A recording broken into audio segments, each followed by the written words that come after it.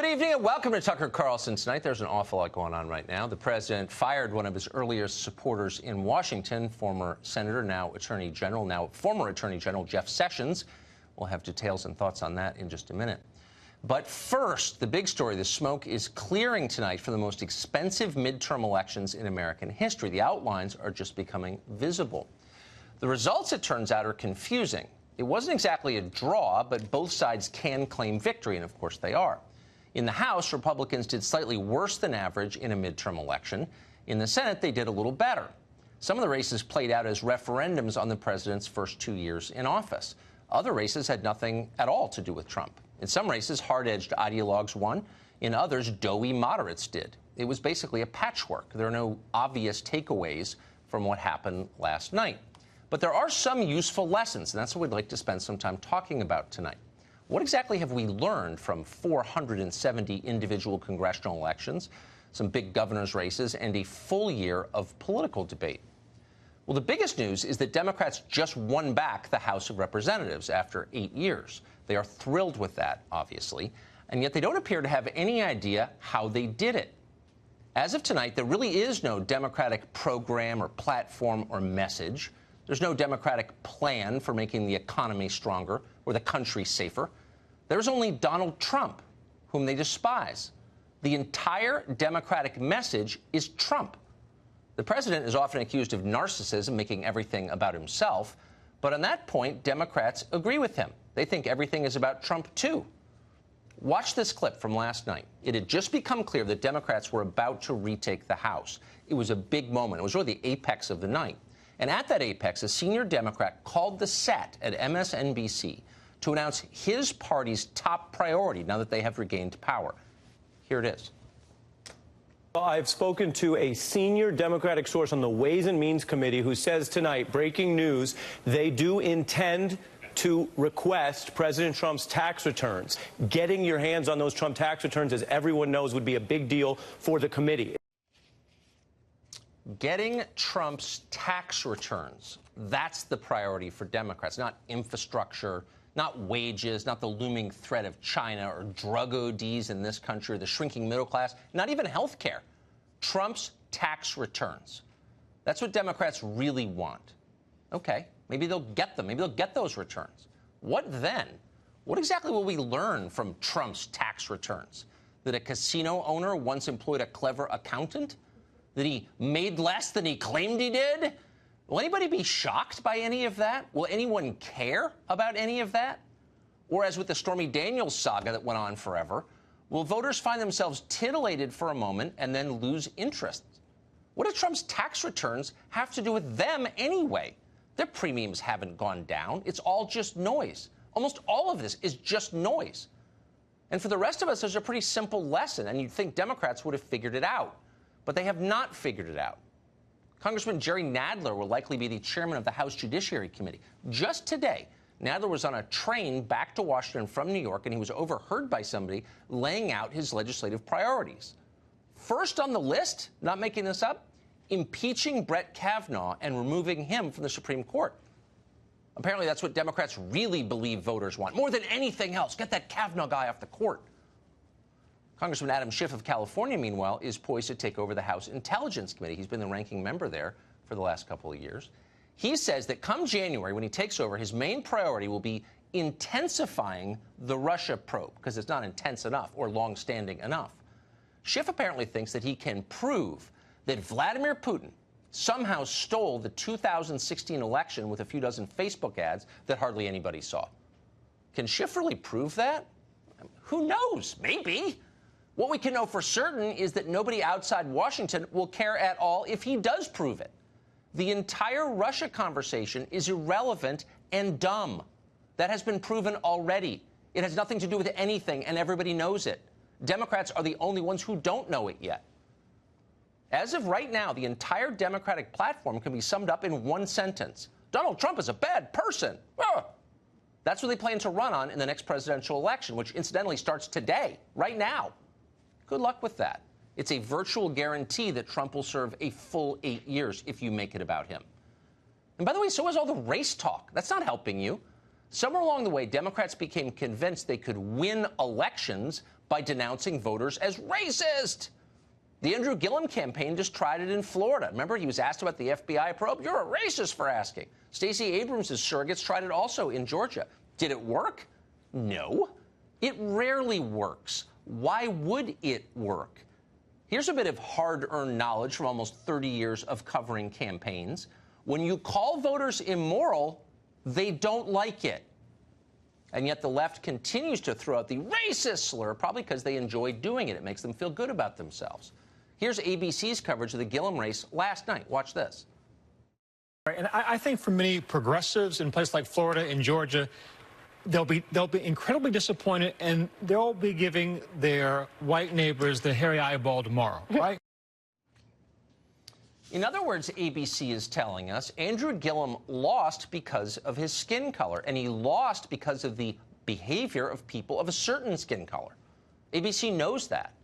You hear things like this all the time, every day, and yet, curiously, nobody ever bothers to prove any of it, or even try. Why? Because it's unprovable, and that's the appeal. Racism is now anything you don't like. A racist is anyone who's in your way. Hurling allegations of bigotry are, from the perspective of the left, the quickest way to get what you want. That's why they do it. It happened again today. On the campaign trail, you called yourself a nationalist. Some people saw that as emboldening white nationalists. Now people are also saying that I don't know why you'd say that. That's such a racist There question. are some people that say that now the Republican Party is seen as supporting white nationalists because of your rhetoric. What do you make of that? I don't believe it. I don't know. Why do I have my highest poll numbers ever with African Americans? I love our country. I do. You have nationalists, you have globalists. I also love the world. And I don't mind helping the world, but we have to straighten out our country first. Now, that happened at the president's briefing, so you may not even have seen it because you're living a real life and not glued to the internet. But trust me, if that had happened even just a few years ago, it would have been everywhere. It would have been international news. An accredited White House reporter calling the president of the United States a white supremacist? Holy smokes. But now it's just any other day on cable news. Nobody really believes that the reporter means it. It's posturing, and therefore it is boring. The claim, racist, is losing its power from overuse. Diminishing returns have been reached. If you've got a problem with nationalism, it might be better just to argue against nationalism. That way we might all learn something. In the meantime, Republicans should understand that Democrats call them bigots not because they believe they are bigots, or even because they care if they are bigots. Al Sharpton and Louis Farrakhan are still allowed in the Democratic Party, after all. Democrats obviously aren't too concerned about bigotry, or they'd kick those guys out first step. Democrats say it, they make the charge because they hope it will bring them power, and power is what they want. It's all they want. Republicans lost an entire chamber of Congress last night. Nobody rioted this morning. Nobody blocked intersections or looted liquor stores. You didn't see Republican consultants on television this morning questioning the results or attacking the House of Representatives as illegitimate as an institution. It didn't occur to Republicans to do that. It was just an election. You lose sometimes. That's how Republicans think. That is not how Democrats think. They mean it. They lost a few seats in the Senate last night. Already they're denouncing the Senate itself as somehow undemocratic. The talking points have gone around. They're all reading them. Watch Joy Behar today try to read them. Ultimately, she misread the talking points, but she gave it her best shot on The View. Watch this. So Democrats won the popular vote last night by 8 million votes, right? They lose, but they lose U.S. Senate races in red areas. Because of gerrymandering, well, it's not that's the Constitution. I mean, you can't, the districts are gerrymandered, but the states are part of the Constitution. Well, you can't gerrymander a Senate election, of course, because it's statewide. Joy Behar probably doesn't know that. She probably doesn't know really what the Senate is. But she knows power, and like a lot of the Democrats you see on television, she will say whatever it takes to get power. Republicans should understand that. But it's not just Democrats who should have learned something last night. There were major lessons for Republicans, too, ones they should pay attention to. Here's one. Voters care about campaign promises. If you don't fulfill your campaign promises, it turns out they notice, they remember, and they don't care for it. In 2016, Republicans in Congress promised to, I don't know, build a wall, get rid of Obamacare, defund Planned Parenthood. They got elected on those promises. They didn't do any of them once they got elected. Maybe that's one reason they lost the House last night. Here's another lesson. Immigration matters, not just on the level of individuals and families and caravans, the things that we debate every night, but on the level of entire populations. Immigration changes who lives in a country and who votes. Ultimately, that's why it matters. You never know that from listening to the coverage of immigration stories. You would think the question of who comes into your country and under what circumstances was entirely a moral issue, really a question of personal decency. Good people are for open borders, bad people are against them. It's always the message, including today. As you know, Mr. President, the caravan was not an invasion. It's a group of migrants moving up from Central America towards the border with the U.S. Thank you for telling me that. I appreciate it. Why did you characterize it as such? Because I consider it an invasion. You and I have a difference of opinion. But do you think that you demonized immigrants in this election to try to keep them? I want them to come into the country, but they have to come in legally. You know, they have to come in, Jim, through a process.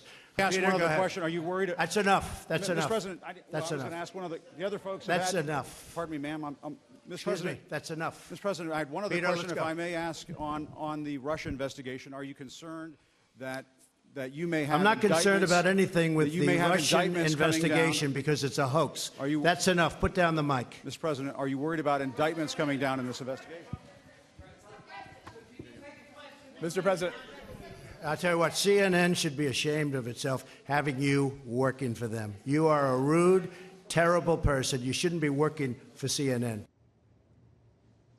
I hate to see this become a news story. Acosta is such a buffoon, but he's such a buffoon that the White House apparently felt it had no choice but to respond. The press secretary, Sarah Huckabee Sanders, put out this statement, quote, President Trump believes in a free press and expects and welcomes tough questions of him and his administration. We will, however, never tolerate a reporter placing his hands on a young woman just trying to do her job as a White House intern, as apparently that woman was. This conduct is absolutely unacceptable. It is also completely disrespectful to the reporter's colleagues not to allow them an opportunity to ask a question. The statement went on to say, as a result of what happened today, the White House is suspending the hard pass of the reporter involved until further notice. So that's today's Jim Acosta sidebar. But whatever else the exchange you just saw was, what it really was a diversion from the political reality of immigration. Here's the political reality. California was once a solidly Republican state for generations. It is now among the most Democratic. Why? Immigration. Different people live there. And not surprisingly, they vote very differently. Something very similar is happening right now in Nevada, Arizona, Texas, Virginia, North Carolina, and many other states. And that was reflected in last night's vote totals. Check the numbers. Democrats obviously know this. That's why they oppose borders, because it helps them win elections. Republicans, by profound contrast, have been very slow to pick up on this. They're very literal. They still think immigration policy is about virtue. Republicans also seem to think that their economic message is working. They're very proud of the tax bill they passed in Congress, the Congress that they will control not much longer. Paul Ryan's always talking about his tax bill. And by the way, there is nothing wrong with tax cuts. But Republican strategists seem to forget that a huge percentage of Americans don't pay federal taxes. By definition, they don't care very much about tax cuts, cuts to taxes they don't pay. For them and for many others, the economy is not measured in stock prices and GDP numbers. Their concerns are tangible concerns. What does gas cost? Can I afford to live in a safe neighborhood? Will I go bankrupt if I get sick? These are real questions for tens of millions of people. The party that effectively addresses these questions generally wins elections. Republicans, for whatever reason, tend to ignore these questions, and that's a big reason they just lost the House. But there's a larger question that we ought to meditate on. The Republican Party is a conservative party. Republicans are supposed to care about families, not just a little bit, but above all. And yet, increasingly, the American family is vanishing. Young people can't afford to get married or to have children. Take a look at the numbers sometime. They're publicly available. They are shocking. And they foretell an ominous future for all of us. A country without strong families is a weak country. It is a volatile place, a chaotic place. It's a place susceptible to political demagoguery. It's what America is becoming. If you want to stop that slide, support families. It's that simple. Put another way, if your supposedly conservative economic program doesn't make it easier for young people to get and stay married and have kids, how is it really conservative? If couples are too poor to have children and you're not helping, why should I, as a conservative, vote for you? I should not vote for you. I will not vote for you. I will work against you. That is my pledge. Supporting marriage and children is the best, maybe the only way for Republicans or any of us to save the country. It will also win them elections. They should start right away.